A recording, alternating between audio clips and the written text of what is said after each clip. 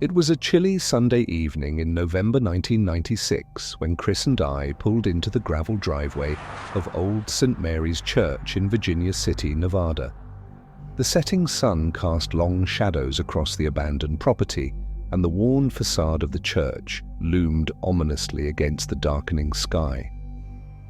We had planned this adventure for weeks, a night in the abandoned church, fueled by tales of hauntings and whispered legends. It was supposed to be thrilling, a story we'd laugh about later.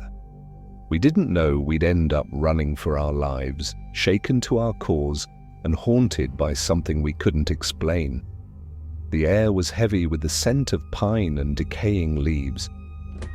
Gravel crunched beneath our tires, a sound almost too loud in the eerie quiet that surrounded the place. We climbed out of the car, our boots crunching against the frost-covered ground. The cold was biting, the kind that sank into your bones and refused to leave. A gust of wind rattled the barren branches of nearby trees, making them creak like ancient bones. The first hour was uneventful. We set up a small bonfire outside the church near what used to be a garden. The flames crackled and danced, casting flickering light on the church's broken windows and crumbling walls. The cold November air bit at our faces, but the fire kept us warm.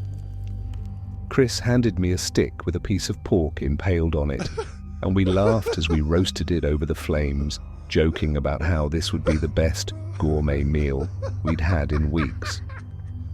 Bet Gordon Ramsay would throw a fit if he saw this, Chris said, laughing.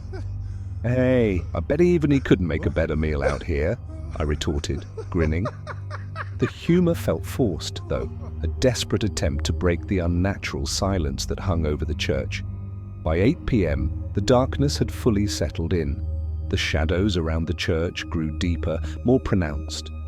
The firelight seemed to reach less far, as if the night itself was pushing back against it. That's when we noticed it, a faint figure moving near the church entrance. At first, we thought it might be another thrill-seeker like us, someone drawn by the church's haunted reputation. But as the figure moved closer, we realized it was a nun. Her habit was tattered and grey, blending almost seamlessly with the night. She moved slowly, her steps deliberate, and her face was obscured by the shadow of her hood. Chris nudged me, his voice a hushed whisper. "Dude, you seeing this?" I nodded, my heart beginning to race. "Yeah. What do you think she's doing here?" The nun stopped just short of the bonfire's light, her head tilted slightly as if she were studying us. An icy chill ran down my spine. She didn't say a word. She just stood there, unmoving, as though weighing our presence against some unknown judgment. "Mom," I called out, my voice trembling. "Are you okay?" No response. Instead, she turned slowly and began walking toward the church, disappearing into the darkness. Chris and I exchanged uneasy glances. "We should go check it out," he said, though his tone betrayed his nervousness. "Are you insane?" I shot back. "That's how every horror movie starts." But curiosity got the better of us. We grabbed our flashlights and cautiously approached the church. The heavy wooden doors creaked loudly as we pushed them open, revealing the decaying interior. Rows of broken pews lined the nave, and shards of stained glass littered the floor, glittering in the beam of our flashlights. The air was thick, damp, and carried a faint metallic tang that made my stomach churn. The church smelled of mildew and abandonment, a sharp contrast to the faint scent of burnt wood that still clung to our jackets. We stepped inside, the sound of our footsteps echoing unnaturally in the cavernous space. "Do you see her?" Chris whispered. I shook my head. The nun was nowhere in sight. Suddenly, the church door slammed shut behind us with a deafening bang.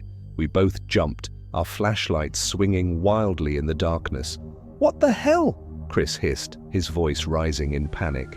Before I could respond, A low, guttural whisper echoed through the church, reverberating off the walls. "Leave." The voice was unmistakably feminine, but it carried a weight, a menace that froze the blood in my veins. Chris grabbed my arm, his grip painfully tight. "Jason, let's get out of here," he said, his voice barely audible. I nodded, but as we turned to leave, the air grew impossibly cold. Our breath came out in visible puffs, and my flashlight began to flicker. A sound like distant footsteps filled the air, growing louder, closer. Then we saw her again. The nun stood at the altar, her figure bathed in an otherworldly glow. Her head was bowed, her hands clasped as if in prayer.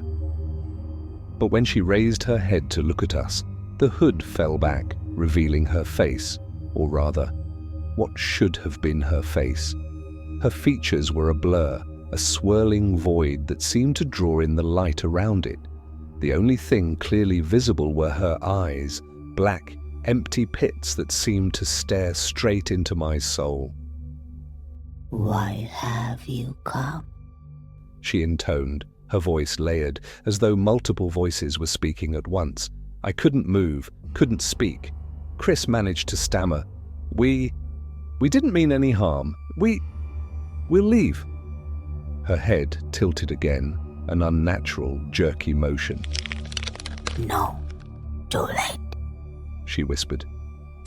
The room erupted into chaos. The pews began to creak and groan as if under immense pressure, some of them splintering into pieces. The shards of stained glass on the floor lifted into the air, spinning dangerously around us.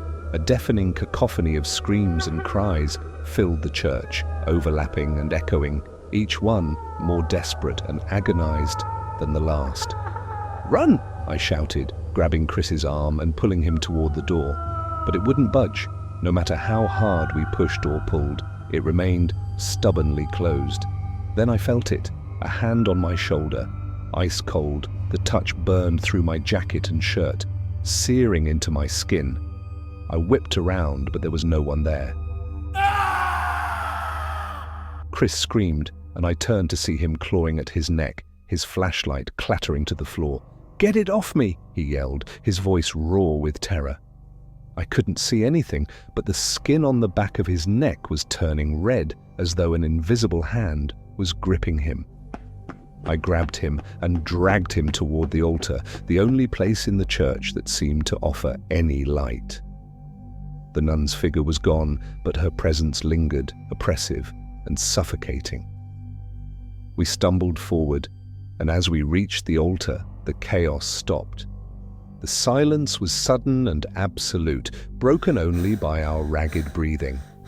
The shards of glass clattered to the ground, the pews ceased their groaning, and the air began to warm. For a moment, it felt like whatever force had taken hold of the church had released us. But then, a single word echoed through the space, chilling me to the core. "Mom." Chris and I bolted for the door, and this time it opened. We didn't stop running until we reached the car, our adrenaline the only thing keeping us from collapsing. As we sped away, neither of us spoke. What was there to say? The next morning, we woke up in a hospital. A local farmer had found us collapsed near the side of the road and brought us in. The doctors said we were suffering from severe hypothermia and shock. Chris had deep bruises on his neck in the shape of 5 long fingers. When I saw them, my body went cold all over again. I knew those marks hadn't come from anything human. Even in the hospital, the strangeness continued. Chris would wake up screaming, claiming he saw the nun standing at the foot of his bed. I felt eyes watching me whenever I closed my own. The nurses said we were suffering from trauma, that our minds were playing tricks on us, but I knew better. Whatever had happened at Old Street, Mary's wasn't done with us. To this day, Chris and I don't talk about what happened at Old Saint. Mary's Church. It's a chapter of our lives we'd rather forget, though neither of us ever could. Every now and then I feel a chill on my shoulder, and I wonder if the nun's hand ever truly let go. Sometimes, in the dead of night, I wake up to the faint sound of whispers, and I swear I can hear her voice again, calling from the shadows.